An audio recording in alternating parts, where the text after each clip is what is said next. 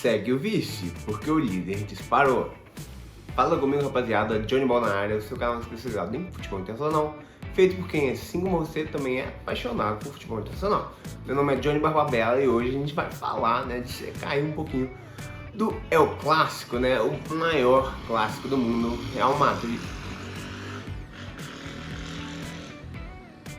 O maior clássico do mundo, Real Madrid, Barcelona.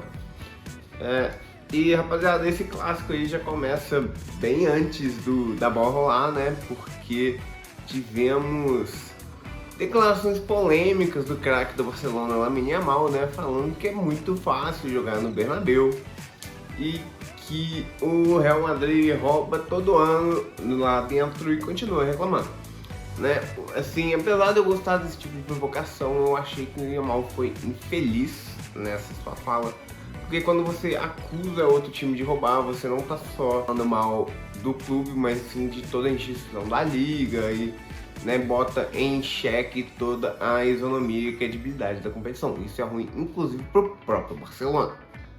Mas o que aconteceu, foi o que a gente esperava. Os jogadores do Real Madrid viram essa declaração do Yamal e entraram mordidos pro jogo, velho? Assim, o jogo que eles seguiam fazer questão de ganhar, foram lá e ganharam. Não tem o que dizer. E além disso, depois dessa declaração do Yamal, o Florentino Pérez falou: não, olha, nós vamos agora jogar com o teto fechado, que o Bernabéu tem um teto retrátil. Vamos jogar com o teto fechado e transformar o Bernabéu num caldeirão. E assim, o Bernabéu a gente sabe que não é aquele caldeirão todo, não é muito difícil você conseguir vitórias lá, inclusive o Barcelona mesmo tá cansado de vencer lá. Vários times aí conseguem triunfar no próprio Bernabéu, até porque também é um estádio muito turístico, não é sempre a torcida local mesmo, os fanáticos que estão lá em loco assistindo aos jogos do Madrid. Ô, rapaziada, tá passando aqui agora Palmeiras e Cruzeiro e o Cruzeiro tá em cima do Palmeiras, só me distraindo um pouquinho. Mas vamos começar então pelas escalações, porque o Real Madrid veio com o Courtois no gol, Valverde na lateral direita, Militão e Hausen na defesa, o Carreiros na lateral esquerda, um meio campo mais conservador com Tchouaméni, Camavinga e Jude Bellingham, numa extremidade o Güler, que era mais um meia pelos lados, na ponta esquerda o Vini e no centro o Mbappé. Na realidade esse time funcionou mais como um 4-4-2 com o Vini e Mbappé mais livres para jogar no ataque. O Barcelona por sua vez veio com o Chelsea no gol, com o Koundé na lateral direita, a dupla de zaga com o Barsi e o Eric Garcia na lateral esquerda o Balde. Dois volantes de pouca pegada, para falar a verdade, o Pedro e o De Jong. De meia ofensiva o Fermín López. Numa ponta Lamine Yamal, na outra Marcos Rashford, de falso 9 ali o Ferran Torres. E rapaziada, que baile do Xabi Alonso, tá?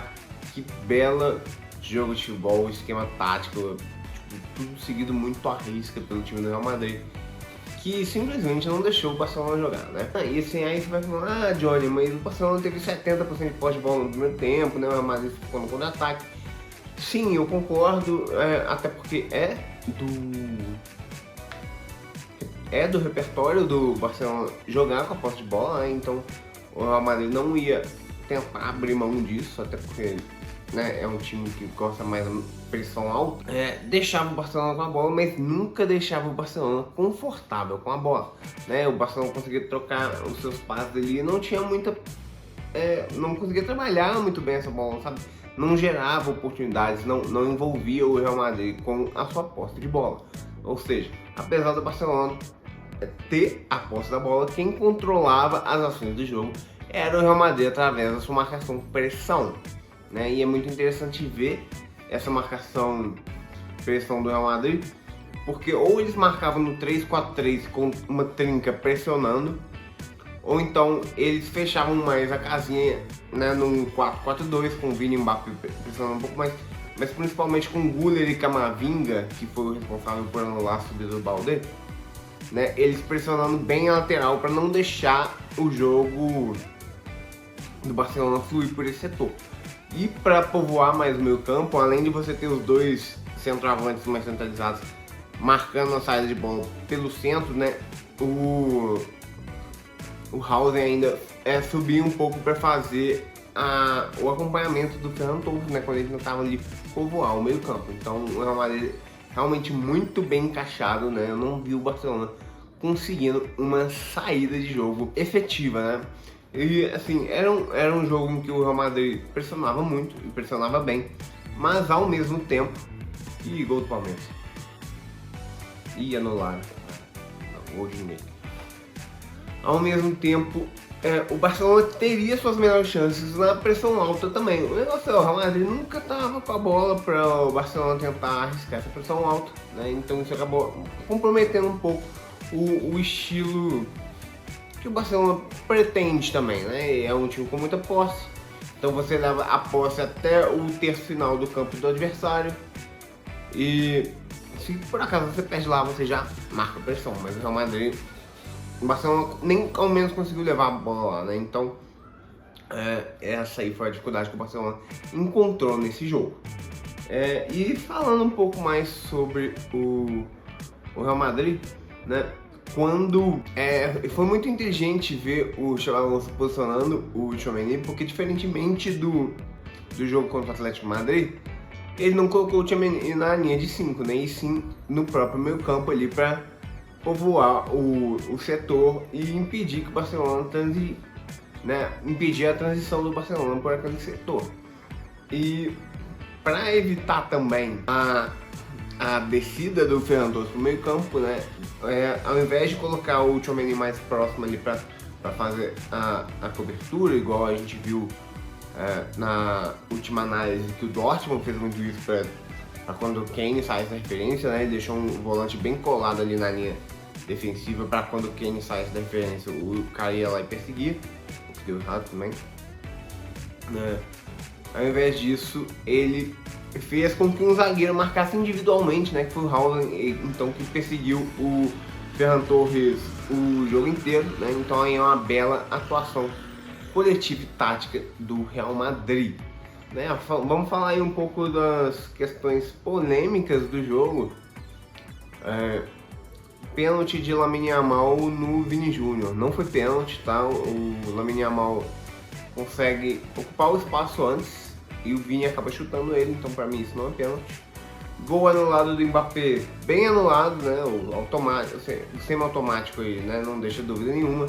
Acho que se não fosse semi-automático, esse gol tinha sido validado, mas enfim, né? A tecnologia tá aí pra diminuir a margem de erro, então bem anulado. Uma pena, né? Porque foi um golaço do Mbappé. No segundo tempo, o pênalti do Eric Garcia com a mão na bola. Não achei pênalti, viu, rapaziada? Na bola que sobra, o Eric tá no movimento do carrinho, ele nem tá olhando pra bola, então ele levanta o braço ali, a bola acaba tocando. Pra mim, não é pênalti.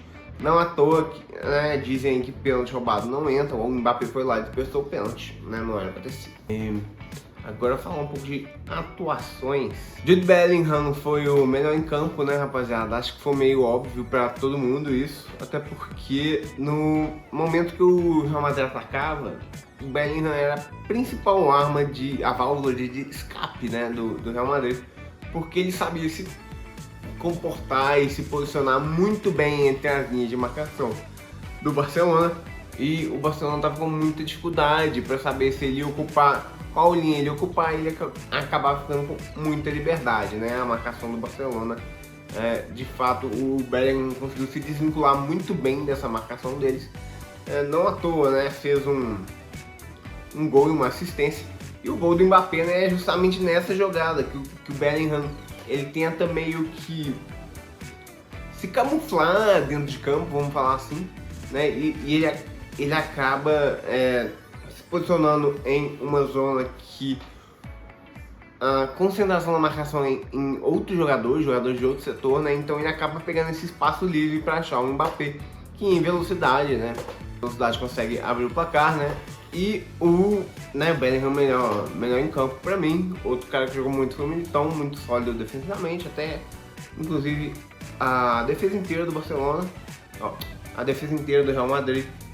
E eu queria falar também do Camavinga, né, que foi taticamente um dos principais jogadores para fazer essa tática do Xabi Alonso dar certo. Pelo lado do Barcelona, né, a gente tem que falar de Lamine Yamal, que falou muito e jogou pouco, né? Falou demais a semana inteira para chegar hoje e fazer esse joguinho meia boca aí, né? Ficou longe de ser efetivo, de ser participativo, de ser decisivo, né? Lamine Yamal deixou muito a desejar e assim, faz parte, né? Não é sempre que você vai jogar o melhor jogo.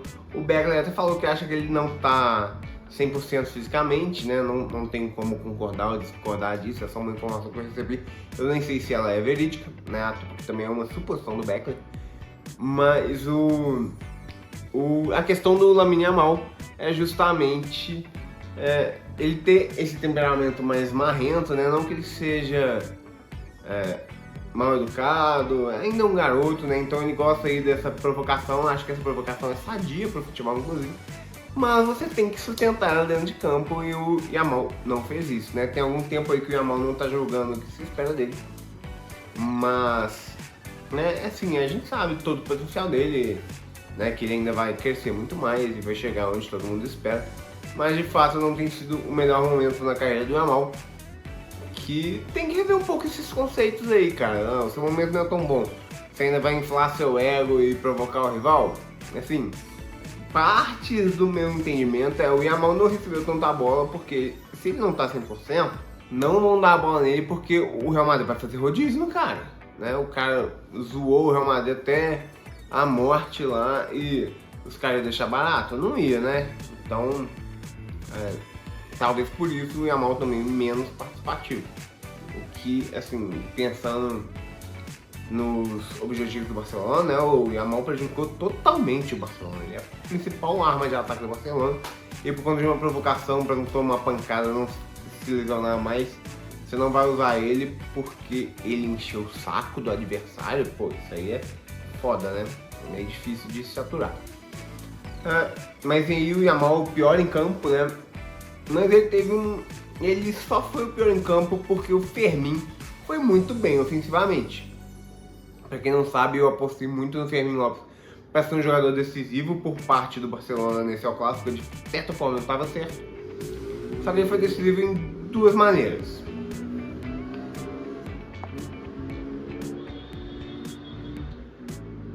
Gente do céu, passa moto demais aqui. Fermin Lopes foi decisivo de duas maneiras. Primeiro, no ataque, né? Ele foi a principal arma ofensiva nesse jogo. Até porque, além de fazer o gol, o Barcelona conseguia as escapadas nas condições de bola do Fermin, né? Como o Real Madrid estava muito bem encaixado para não deixar a bola transitar ali, eles acabaram deixando um pequeno espaço ali para o Fermin conseguir conduzir a bola, que é algo que ele faz muito bem, né? E como eu já havia falado, ele chuta muito bem de qualquer distância. Infelizmente ou felizmente, seja lá para quem você torce, né? Ele não conseguiu converter as chances que ele criou em gol, né? Inclusive tem gente que fala, devia ter passado e tal. Mas talvez o Fermin aí, sofrendo um pouco com a síndrome do herói, pela boa fase que tá vivendo, né? Quis decidir o jogo já que ninguém mais estava fazendo, então eu vou assumir essa bronca. Apesar de ter ido bem ofensivamente, cara, ele tava uma moleza só na parte defensiva. Não à toa, cara, toda a segunda bola era do Real Madrid. Tchouaméni, Bellingham, Güler e Camavinga, eles pegavam todos os rebotes. Ou seja, o Barcelona, quando tinha um duelo com o Real Madrid, a bola ficava com o Real Madrid e o Real Madrid fazia o que queria. Deixava a bola com o Barcelona não conseguia trocar passe. Na hora que o Real Madrid pegava, tentava fazer o que queria, né? Aí ou foi gol, ou então devolver a bola para o Barcelona de alguma forma. E isso se repetiu durante praticamente o jogo inteiro. Tivemos ainda a expulsão do Pedri no final do jogo, né? Uma infelicidade ali, tentou alcançar a bola, que ele mesmo estava conduzindo, só que o Camavinga, acho que foi o Camavinga que chegou antes e ele não conseguiu frear a tempo. Era lance para amarelo mesmo, então acabou sendo expulso pelo segundo amarelo. Mas faz parte do jogo, eu não achei que ele foi desleal ou então que ele tentou machucar, estava irritado com o jogo não, foi um lance de jogo mesmo e ele assumiu o risco. Né? Não, tu nem reclamou. E pelo lado do Real Madrid, cara, a gente tem que falar aí do temperamento do Vini também, né? Que quando foi substituído aos 70 minutos, né? Ele saiu xingando muito o técnico Xabi Alonso. E de certa forma, gente, eu entendo o Vini Júnior. Porque todo jogo, cara, ele é o substituído. Não que ele não possa ser o substituído, que nem intocável. Mas, olha, um jogador do nível do Vini Júnior, né? Jogando a bola que tem, com a importância que ele tem. Como você vai jogar à vontade o tempo todo, sabe? Sabendo que uma hora alguém vai te tirar. Sabe? Deixa o Vini Júnior terminar uma sequência aí de jogos, sabe? Ainda mais os jogos que ele tá bem, os jogos importantes. Que ele sabe fazer a diferença, sabe? Então, nos jogos importantes, o Xabi Alonso tem tirado o Vini e isso tem irritado um pouco ele. Com certa razão, eu acho que... né, tem dois caras aí que o Xabi Alonso podia explorar mais, né? Que é o Vini Júnior e o Mbappé juntos. Só que esse revezamento aí do Vini Júnior com o Rodrigo, seja lá com quem for, tá não só... tá avacalhando aí o Vini e também os outros jogadores, né? Inclusive o próprio Real Madrid, que podia conseguir melhores resultados se deixassem o Vini e o Mbappé se entendendo, sem ninguém se preocupar em jogar bem ou mal, né? Sabendo que vai jogar o tempo todo. Porque, querendo ou não, você entra mais leve na partida quando você sabe disso. Não que o Vini Júnior precise entrar leve, nem nada disso, mas é algo que interfere aí no psicológico do jogador durante uma partida, né? Vamos ver se tem mais alguma coisa pra falar. Temos a briga do final do jogo, né? Poxa, totalmente desnecessário. O Carvajal foi tirar satisfação com o Yamal, igual ele falou que ia fazer, né? Satisfação tirada. E o Yamal, cara, que moleque, mano.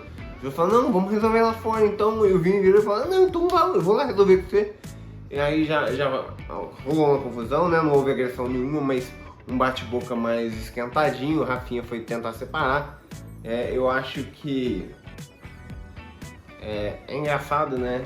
Assim, dois amigos brasileiros, aí um vai defender o outro lá, o moleque que tá dando trabalho, ao invés de chamar a atenção do moleque e explicar a situação com o Vini, e tirar a situação com o Vini.